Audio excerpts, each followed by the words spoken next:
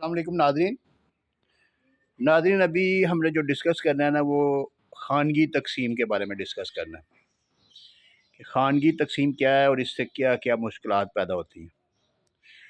خانگی تقسیم دراصل یہ ہے کہ جس وقت کوئی بندہ فوت ہو جاتا ہے نا تو اس کے جتنے وارثان ہوتے ہیں نا وہ سارے آپس میں مل کے جو ہے نا اس کو تقسیم کر لیتے ہیں۔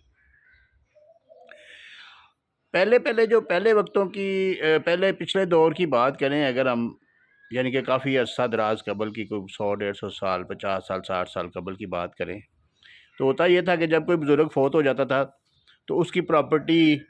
کوئی ایک کھیوٹ میں، کوئی دوسرے کھیوٹ میں، یا تیسرے کھیوٹ میں، 3 کھیوٹوں میں تھی، یا ایون کے دو تحصیلوں میں تھی، یا ایون کے کئی ضلعوں میں ہوتی تھی، کوئی تھوڑی بہت ادھر ہوگی، تھوڑے مربع ادھر ہو گئے، کچھ مربع ادھر ہو گئے۔ اس طریقے سے پراپرٹیاں جو ہے نا وہ ان لوگوں کی، بڑے بڑے بزرگوں کی جو ہے نا وہ ہوتی تھی۔ تو جس وقت خان کی تقسیم ہونی، اس بندے کی ڈیتھ ہونی، اس کے بعد کوئی بزرگ، کوئی جو ہے نا اپنا خاندان کا بڑا بزرگ آنا، اس نے جناب اس کو جو ہے نا وہ کہہ دینا کہ یہ بڑے بیٹے کی ہے، یہ تو والا ہے، یہ تو والا ہے، یہ تم کاشت کر لو، یہ تم لے لو، یہاں پہ تم گھر بنا لو۔ یہ اس نے اپنے طریقے سے جو ہے نا وہ تقسیم کر دینی، اور سب نے اس پہ جو ہے نا اس پہ آمین کہہ دینا اور اس کو مان لینا، اس کی تقسیم کو مان لینا۔ یہ خانگی تقسیم پرانی تقسیمیں ہوتی تھی، اس کی کوئی ریٹرن نہیں ہوتی تھی کسی قسم کی، کوئی اس کا ایسا نہیں ہوتا تھا۔ انتقال بھی جو ہے نا وہ وراثت کے چڑھتے ہوتے تھے۔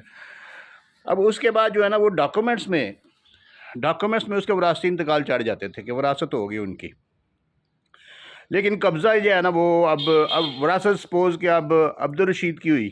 اس کے بیٹے کا نام عبد الرحیم، عبد الکریم آ گیا، لیکن قبضہ جو ہے نا اس پہ وہ ان کا آ گیا جس بندے کو قبضہ دیا گیا تھا، خانہ کاش میں وہ بندہ آ گیا۔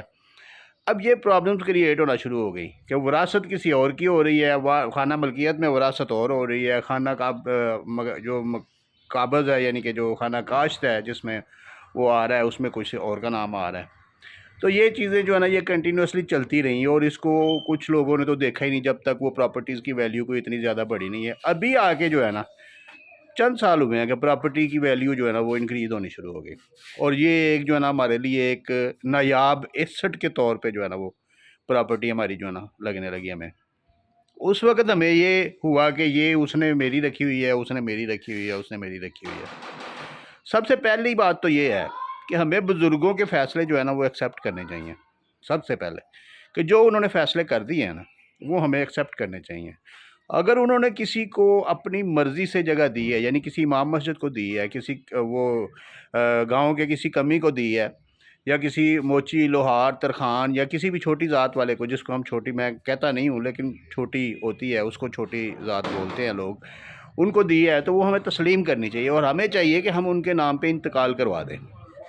تاکہ وہ خانہ کاش سے نکل کے خانہ ملکیت میں آ جائیں۔ اور اگر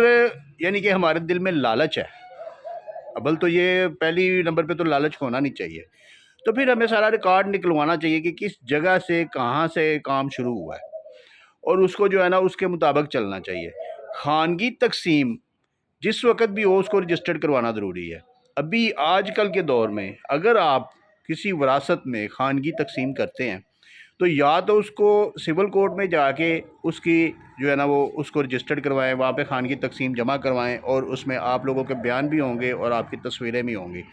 اور اس کے مطابق اس کی ڈگری ہوگی، وہ Punjab partition of removable property act جو ہے نا اس کے تحت، سیکشن 12 کے تحت اس کی ڈگری ہوگی، اور وہ آپ کو ڈگری ملے گی۔ ڈگری آپ نے ریونیو محکمے میں دینی ہے جا کے، اور اس ڈگری کے مطابق آپ لوگوں کے انتقال چڑھیں گے۔ اگر آپ سمجھتے ہیں کہ وہ بادی دے میں آ گئی ہے، شاملاٹ ہے، یا کوئی اور ہے، یا پراپرٹی ایسی ہے جس کا ریونیو ریکارڈ نہیں ہے، یا ایسی پراپرٹی جس کا ریونیو لال لکیر میں ہے، ریونیو ریکارڈ نہیں ہے، تو اس ڈگری کو رجسٹرڈ کروا لیں سب رجسٹرار کے پاس۔ اس میں اگر تو کسی کا کوئی شیئر کسی دوسرے کو ٹرانسفر ہوا ہوگا تو اس کی فیسیں لگیں گی، اگر شیئر ٹرانسفر نہیں ہوا تو سمپل تقسیم ہے، پارٹیشن ہے اور خانگی تقسیم ہے، تو پھر 1% اس کی ڈیوٹی لگے گی، 1% ای ایم اے لگے گا،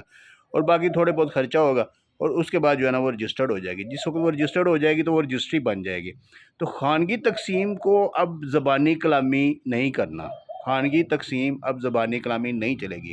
اگر ریونیو کوڈ میں، اگر آپ کی زرعی زمین ہے تو ریونیو کوڈ میں آپ نے خانگی تقسیم بنا کے